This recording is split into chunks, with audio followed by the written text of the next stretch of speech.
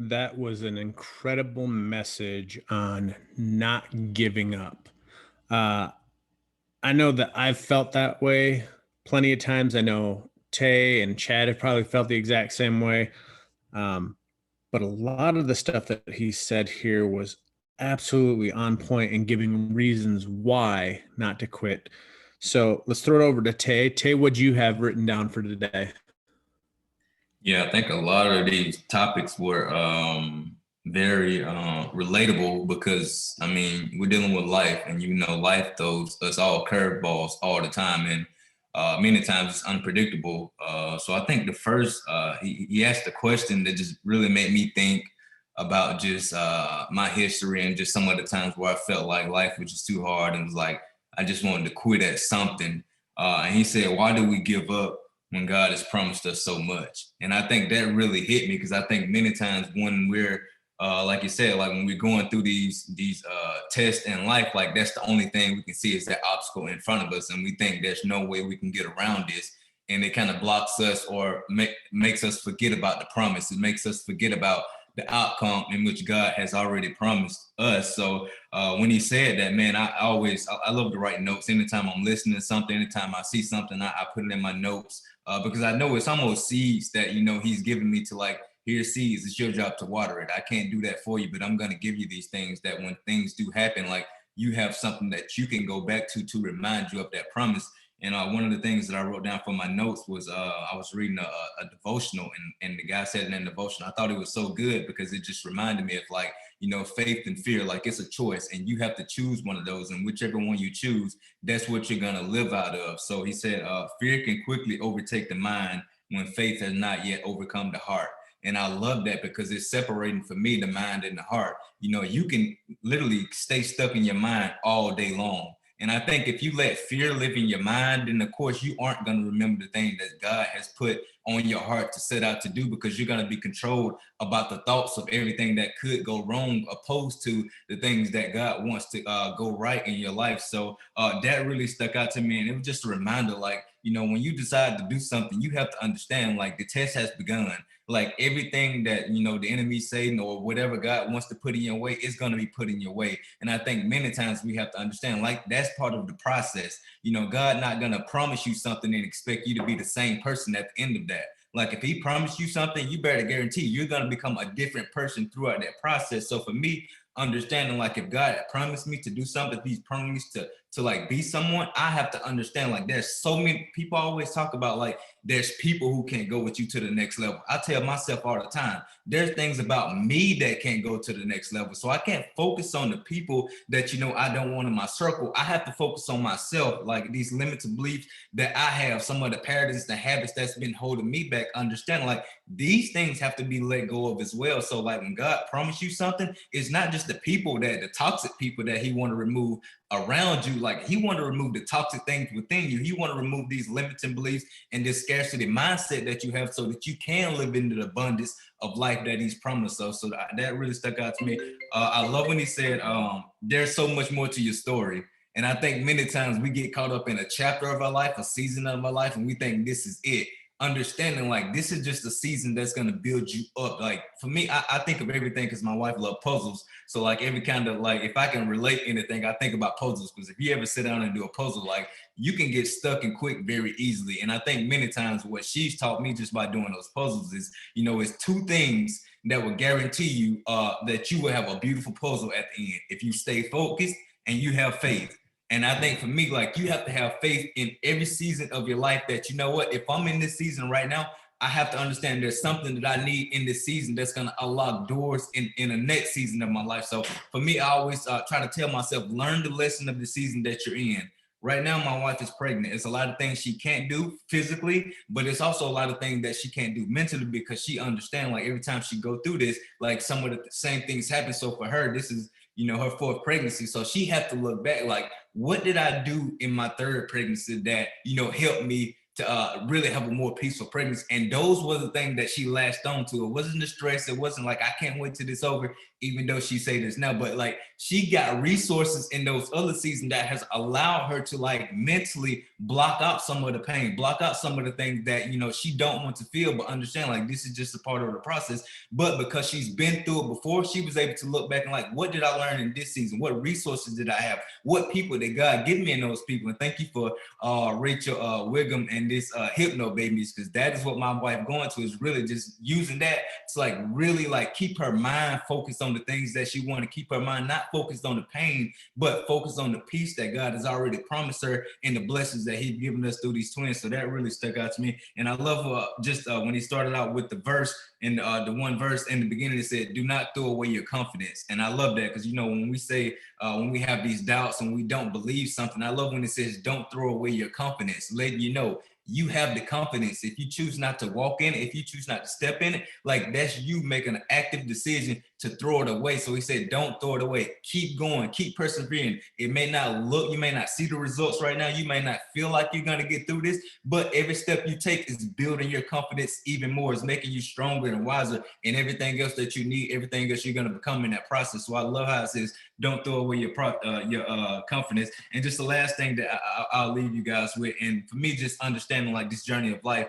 Like I always tell people, when I started out 6 years ago, people see me now and they be like, man, you're like full of wisdom, you're full of these things. I'm like, no, like I just made a conscious decision that I didn't want to be that person who I was at that time. And along that way became like Joe mentioned books. And like I get these books, he mentioned the winning book. You think I didn't put that on my list? Like I already listened to that book. I already got, every time Joe mentions something, I go out and I get it. You know why? Because I see what Joe is. And I also remind myself of him and Stephanie's story. Like if I can look at Joe and hear that story and see where they are today, I understand like they didn't stand in the food lines and say, I wish life would change. Like, no, they got an opportunity and they ran, and they are still running to this day. If you follow these guys, you can like they don't have to tell you about their growth. Like you see them doing the things every single day. So me understanding, like I have to understand like everything we do is going to require action on our part. Like you can have faith and hope and all these things all day long, but if you don't have the action, you're going to be stuck exactly where you are. So for me, understanding that same thing with life, like anything, any dream and a goal, anything you want, you can pray, you can hope, and you can do all these things. But I tell, like, I love quotes, and this is one of my favorite quotes, and it was, God can't steer a parked car. Like you can't expect God to take you to Disneyland if you're gonna let the car sit in your garage. No, you have to get in your car and you have to allow him to take you there. And same thing with life, whatever your goals and your dreams are, you have to actually put on your seatbelt, get behind the driver wheel and say, we're going to do this regardless of what it looks like. So I think many times we have to understand like there's no secret to success. Like the secret is action, the steps you take every single day. Understand, like you may not see the results today, you may not see the results tomorrow or next month or next year, but if you just continue to stay focused and have faith, like you will get those results that you want, and it will compound, and it will almost look like something that happens in the day. People will start saying you're overnight success. And I love when he talked about that story about him marching on one. He's like, that's not the whole story. That's what people are going to think about you when they see you have that success. Well, you just popped out of nowhere, and you're going to know deep down, no, I didn't pop out of nowhere. This was years of putting in work. This was years of doing things behind the scene. And I think that's sometimes what is overlooked is the things that you do behind the scenes, the things that you do every single day, the steps that you take. So for me, I think it's just understanding like we have to take those steps. So we have to understand, identify what it is we want, and we can't stop until we get there. Understand like we're going to become a different person in the process, because there's so many things that we have to learn and become throughout that process. So just so much good in today. And I just love that, you know, the whole thing is like, why do we give up when God has promised us so much? If God has promised you, you better believe he's going to deliver on his word. So you have to live up to your part as well. So so much good. And thank you for sharing this one, Joe. So good. Steph's over here nodding her head, yelling, preach. She's excited about this one. What I think is amazing is, you know, the concept of perseverance. That is like a lost trait in society. We have turned into a microwave society, an entitlement society, a do nothing for something or do something for nothing society that just causes people to expect, but not to withstand anything. They think everything should be handed to them, everything should be easy. And we as entrepreneurs and leaders know that that's not the case.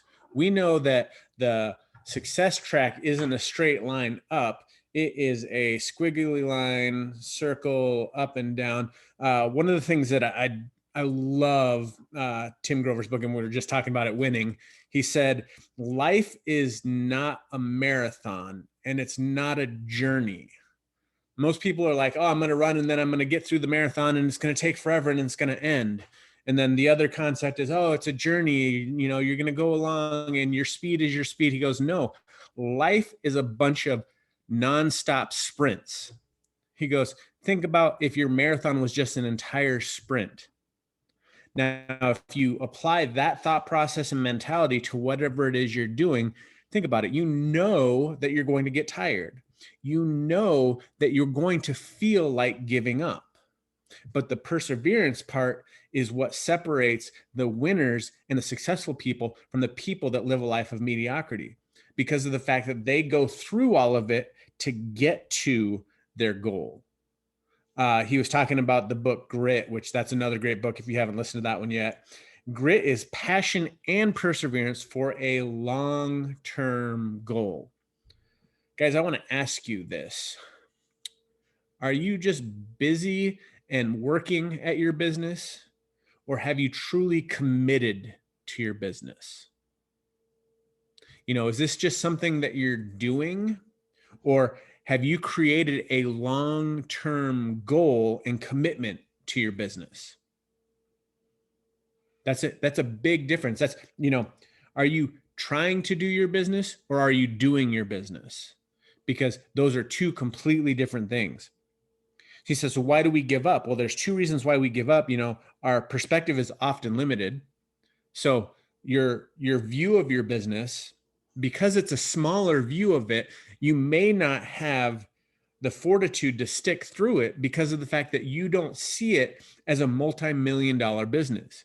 You may see it as a couple $100s here and there, which when things get tough, it's okay to give up a couple $100s here and there.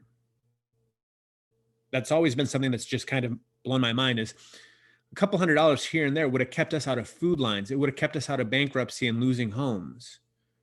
So to give up after just a couple $100, it doesn't make sense to me. And then the number two reason why we give up is because progress isn't always obvious. So when it isn't obvious, the work that you're putting in, you feel like giving up. You know, do you feel like your assignment is stupid? The stuff that we talked to you about, the steps to success, the getting your 5 customers, the getting your 3 distributors, you know, doing your KPIs, doing your host to posts, do those things feel stupid?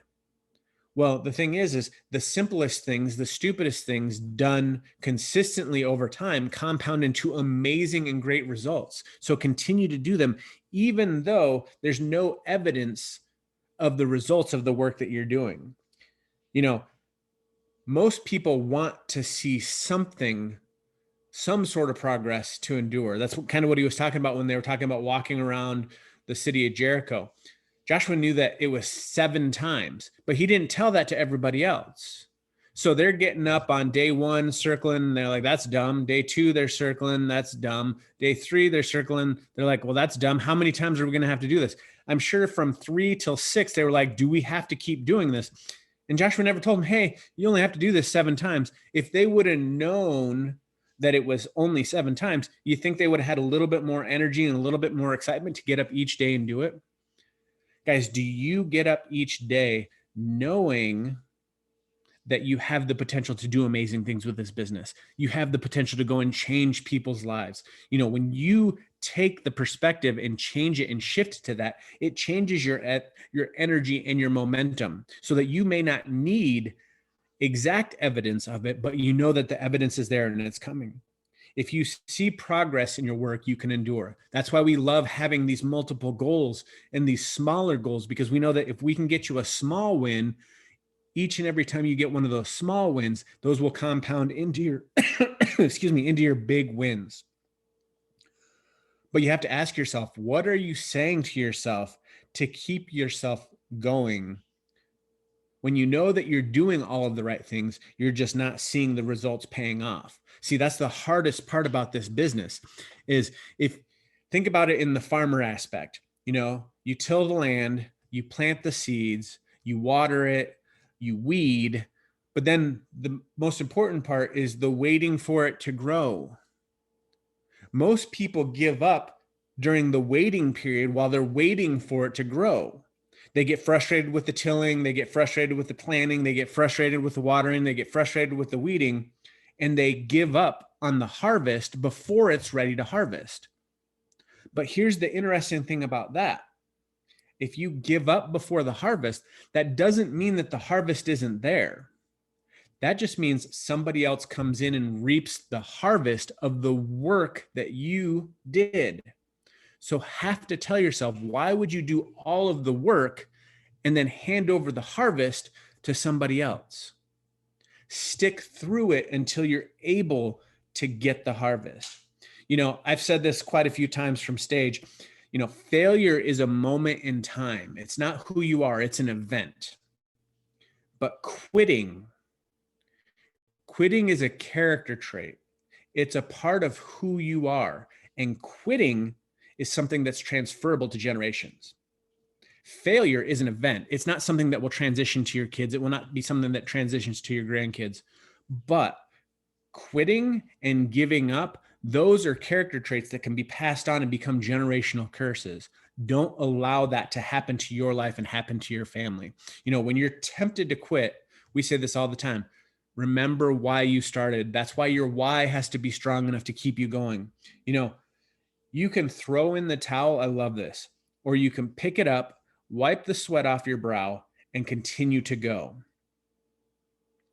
You need to persevere so that you can reach the goal and the prize that God sent out there for you. He already put that there.